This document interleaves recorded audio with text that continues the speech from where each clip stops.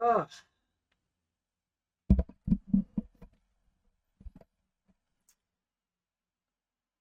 yeah, what's going on, man? Oh, man, yeah.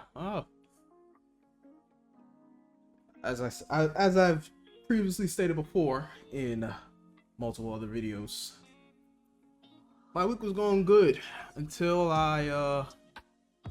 yeah, until I decided to look up on some stuff. I saw some comments in my video, my last video on Attack on Titan, where they said there's a Isayama interview, a recent one, and apparently it just makes things worse. Yeah, just so you know, it could get worse, right? It makes things worse, and it's a leak. By the way, oh, by the way, sidebar. Thanks for getting that video to 5,000 views. I know some of y'all like to watch me just look miserable. Some of y'all want to join in on misery too. Misery does love company, and some of you just like to watch me like pull my eyes out, rip my skin off reading this nonsense. Either way, I appreciate it. You're cool people. You're cool people.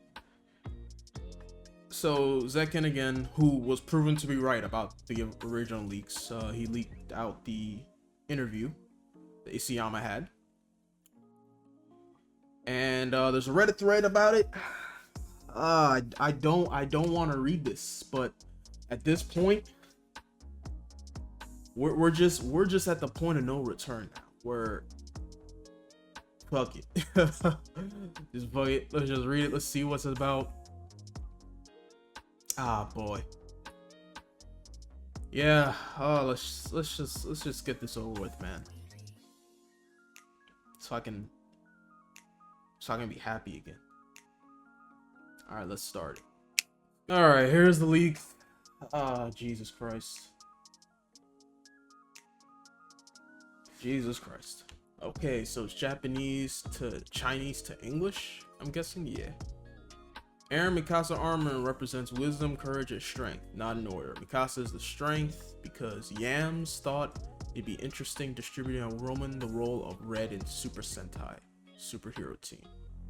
Okay, so you wanted Mikasa to be the strong character because you wanted a woman in that role. Okay, cool. I don't think anybody has a problem with that.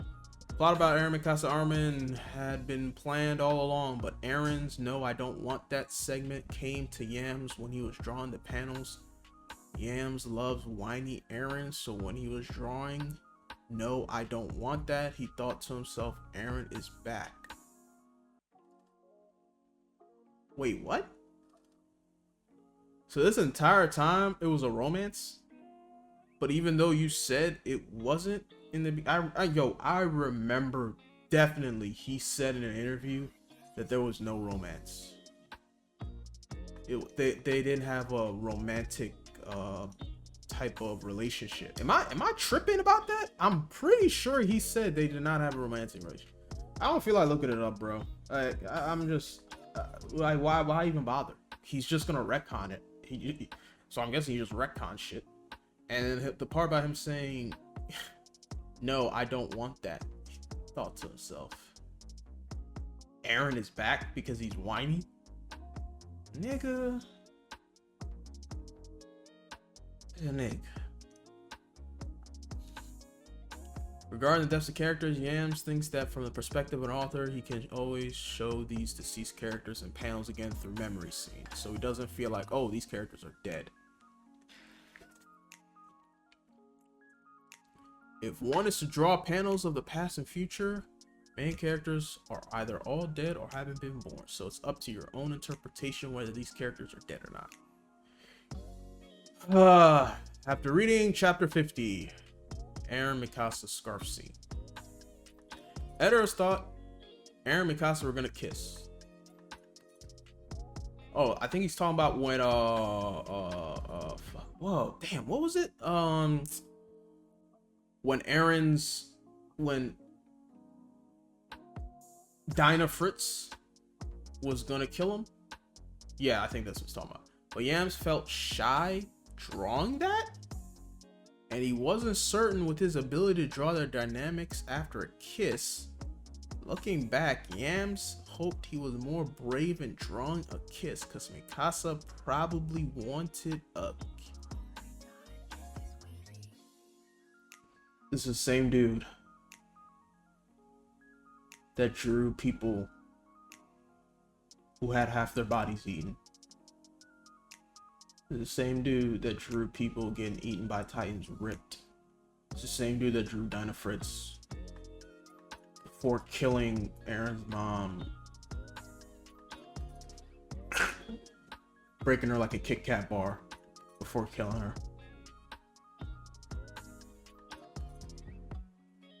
It's the same dude that drew the rubbling watching, so we see a bunch of little kids get stomped to death.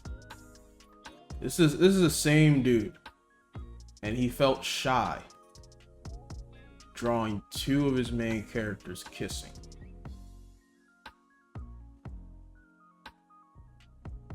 As Yams got married and grew to gain more experience from life, he felt like he was able to express his own personal growth in his work. The complexity of Reiner, being tortured by guilt, yet being able to rebuild relationships with Jean and the others at the end. When Yams first got his inspiration of Mikasa from the client, he hadn't decided on the plot nor the main characters yet. Mikasa was originally supposed to be a Westerner, but after meeting his client who inspired him, he set her character as Asian, which literally had no point at all in the fucking story, by the way. Like, that whole point about Mikasa being Asian and possibly being like an heir or some shit, having like some lineage in that Asian country, that shit didn't matter whatsoever. Even though Attack on Titan became a sensation and allows Yams to earn money, he always felt like he's a loser. To combat his inferiority complex, he would tell himself, no, I'm a genius. What the fuck, nigga? What? Even though the story of U.S.A. had been planned out from the beginning, a lot of the plot details and other characters were decided along the way of release. While drawing new panels, different plot points came alive and complemented each other. This occurred naturally. However, Yams didn't get his feeling inspiration while drawing Volume 4. Yams was in pain. This feeling of losing inspiration happened a few times during the releases. Yams loved seeing the reactions of readers online. Okay, so he likes to troll people. This is all one big troll. It's gotta be one big troll. In the beginning of releasing SNK, he nearly read comments from all the readers, however, certain things, blah, blah, blah, blah, blah. All right, so this is the interview. So this is the interview where people was basically saying like, yo, like you gonna you gonna get mad about this. Why y'all want me to be mad? Why y'all want me to be mad? I'm not mad. I'm just disappointed. All right, let's get on to this stupid interview, bro. All right, let's go. It's Isayama-san. You think SNK reflects your personal values? I think it reflects my personal desire to express myself through destroying things. The fucking irony. The freaking irony of all that. Him saying that. I'm not talking about destroying civilization or annihilating mankind, but turning the world upside down. Double entendre. I was influenced by the work of Minoru Furuya, especially in the end of SNK. I think entirely reflects my desire to destroy. Double entendre, didn't even mean to do it. Interviewer, it's impressive how the product of your desire to destroy has garnered so many readers, for the good and for the bad. I think you are such a strong mangaka, or should I say having the power to captivate people with your writing. I have visited the Picasso Museum in France before, and Picasso's work is so packed with strong emotions that it makes me dizzy. I feel the same powerful energy from your work. Fam, whoever this interviewer is, he probably has a lifetime supply of knee pads so he can get on Isayama, get on his knees for Isayama, bro. What the fuck are you even talking about? Bro, Get his meat out of your mouth. What the hell? Yo, if you want people to donate knee pads for you, bro, we got you. But don't ever say no dumb crap like that ever again out your mouth. It's not even like to try to disrespect Isayama or nothing like that. It's just like, fam, who even says that? Like who like who says that? Even if the series ended right in the way we wanted it to end, like a lot of the fans wanted it to end, and it ended good, I'm not gonna sit here and call this man the next Picasso of mangakas. What the fuck? What? Huh? Gross. Gross. Thank you. I actually had the painting hung on my wall in my old house. I feel fear every time I look at it when I was young.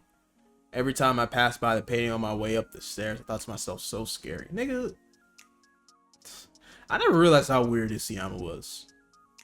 Nigga, this nigga weird. Yams. House has been painting hung on the wall. Hiromu Sensei favorite characters in SNK. Who the fuck is Hiromu? Is this the interviewer? Hanj, Zach. Who the fuck is what? Who exactly? Female Titan? You can't even say Ani? Do you not know her name? The Cart Titan? Peaks? Not dying in vain Kiyomi. Who the hell? Bro. Who the hell exactly? Energetic foodie Sasha. Sasha's first appearance with Potato left Hiromu Sensei a huge impression. Bro, who the fuck exactly? I gotta look this up because I don't exactly. Oh, exactly is bro. I can't believe it. Oh, that's how long it's been, bro. He's the dude that resided. He's the dude that got bombed by the Jaegerists. Like they put the explosives in the room under a chair in the room, and he got killed. And then that's another scene. Like you saw half of his body get catapulted out of the building and into in front of protesters. You could draw that. You could visualize that, Isayama. But you couldn't draw two kids kissing. When the story comes to the end, it's a war that has got many people involved. Trying to wrap up the war and the ending is indeed very difficult task. When I was drawing Full Metal Alchemist. Oh! Hiromu. Oh shit. Oh, it's the lady that created Full Metal Alchemist. I haven't alright, let me keep it stat. I hated Full Metal Alchemist. I haven't watched Brotherhood. So I can't sit here and say anything about her. Alright, I don't know why did they just randomly bring her up though? Okay. I thought a lot about how to handle aftermath of war. Hawkeye mentioned that Mustang could be held accountable and punished for the war at the point of time after the story ends. I guess I'm getting spoiled, but whatever. So the photo at the end of the story doesn't show him smile because there's a character that was reasonable for starting the war. You can't easily let everything end and resolve in a wholesome way. For Armin and the Survived Alliance, I think their jobs only began from there. Yeah, it's about the ending of the characters. I either this, I have a lot of thoughts about it. I understand in a sense. We authors are actually using these characters. Some characters are gonna die in the story. When it comes to that point, I would think I should give them a proper death. Let them die in a meaningful way. I feel those emotions too when I read Attack on Titan. Yes, I call the death of a character a funeral. I try my best to allocate more pages to the death scene of a character and provide them with a casket, the highest quality, give them flowers so as to properly bid them farewell. Regrettably, I didn't get to give all my characters a fair treatment concerning their deaths. No one know. You think? You freaking think? I mean, like this interview was just. There was one section like, if one is to draw panels of the past, future, main characters are either all dead or haven't been born. So it's up to your own interpretation whether these characters are dead or not. So what the he's got to be bro, he's got to be trolling people right now, bro. I honestly feel like this dude is just sitting here trolling everybody, and he's just like like, let's get one thing. He's definitely has an agreement with that company, with the Kodachi, whatever the frick they're called, where they're just like, yo, we need a sequel out of you, bro. And they're like, yo, we'll give you this amount of money if you butcher this and make a sequel. And he was just like, bet I'm gonna make a sequel out of this. Because I'm just sitting there saying, like, bro, if you're gonna leave this much of a sour freaking taste in people's mouths, right? Pause. How many people do you really think are going to be hyped to check out the sequel? A lot of people now aren't even gonna watch the remainder of the anime unless it's a completely different ending, which I don't see how they will make a different ending for this. I don't know. Like, you look at it, like, compared to like Game of Thrones. Game of Thrones, like, they've like trashed like 2 spinoffs already, and like the hype that goes around the sequels, don't really hear that much hype about. People don't care anymore because of how bad the 8th season was and how much they dropped the ball. People, they're so desensitized now, and like they're so like, yo, why would I invest all that energy again into another product when you already shown me that you're just gonna flub it up at the end?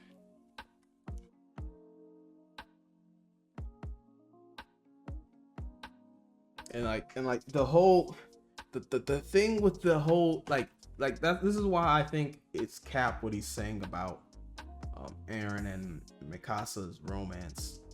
Like, fam, you only dropped very minor hints about Eren being in love with her, and they were so insignificant that you can't even sit there and say that it's legit. And like, you got people out here that be like, they'll cherry pick moments early on, and then they'll be like, yo, you see this? You see what happened here? This means all this entire time it was foreshadowed. This entire time. And they'll just pick insignificant things to retcon and add in there because they know it's shit, and they have to strawman stuff just so they could put it to your face and be like, look, see? And I'm sitting there going like, yo, fam, no, this is not. And like I said, bro, this man's just trolling now because he deep down knows what he did. He knows, and he's just like, hey, man, and like, yo, he's doing it for his family, bro. I'm trying to think to myself, yo, what dude gets married, has kids, and then decides to write one of the worst romance relationships ever in anime? Like, this is worse than Naruto with Sakura and Sasuke, and not in Shippuden and Boruto. I'm talking about strictly Naruto. Like, that wasn't even a wrong spec. Like, they kept trying to shit these dudes. Oh, all right, let this be the last Attack on Titan news, bro. Let this be the last, because I just can't, bro. I can't do this anymore. He put way more foreshadowing into Historia and Eren being a romantic couple than freaking Eren and Mikasa. Like, more people would have believed Eren and Historia romance as opposed to an Eren and Mikasa romance. I would have believed that more. But he wanted to make Eren whiny, and I don't want that. Yo, bro, that's the shit Jon Snow was saying in Game of Thrones. I don't want it. I'm done. Hey, man. Hey. We out of here, man. Take it easy. Go Jangles. Peace.